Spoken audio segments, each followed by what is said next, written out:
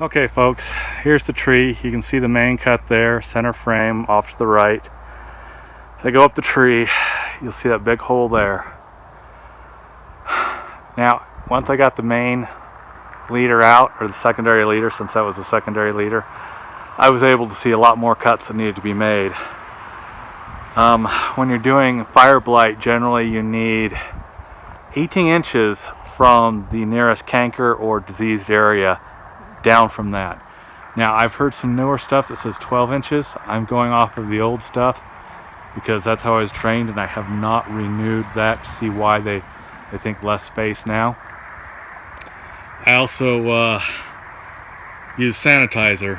In this case, a knockoff of Lysol spray, simply because 5-gallon buckets are not always that easy to deal with in a situation like this.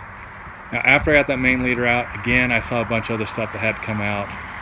Some of that I took out a little bit more than I would have liked, simply because of the nature of pear trees and the location of where my primary choice for a cut should have been.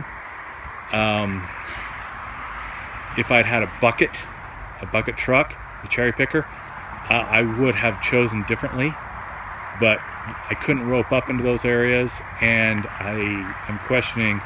I did choose a shorter ladder because of mobility this time around, but even with a longer ladder, I would have had a hard time finding a place to actually set it against. There is a price that is being paid for what I did to this tree.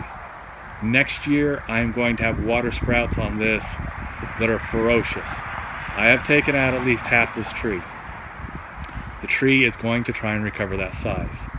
It's going to take me years to redirect those suckers and to establish a good structure again. Well, the structure is not bad on this. I am heavy on the bottom now. Okay, oops. Actually, it's very painful. The oops was sarcasm. But again, most of the cuts I had to cut further back than I would have preferred because of the extensive situation of fire blight on those limbs. A few I would have preferred to not cut as far back. Honestly, those weren't the main ones, so this was a painful tree to do. And sometimes in the landscape we have to make painful choices.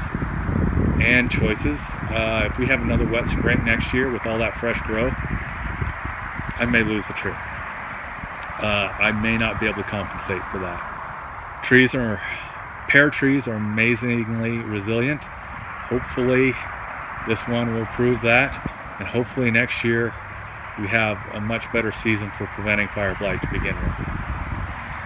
Again, if you have a situation like this, be cautious. Fire blight is one of those times when I'm more likely to cut than to leave. Most other things I can leave in place. Fire blight, that just means if you're wrong, you have to cut that much more out in the future. So I tend to go a little bit harsh on fire blight, which I don't usually do. Keep these things in mind. If you have questions, again, please ask me in the comments. This is a difficult process, and there's no way I can cover it even doing 50 trees with fire blight. There's always going to be a new situation that comes up. I will do my best to help you. And I just noticed, I think I see some fire blight in the trees behind it on somebody else's property. The lighting's not terribly great, so I dearly hope I'm wrong. And I'll catch y'all later. Manana.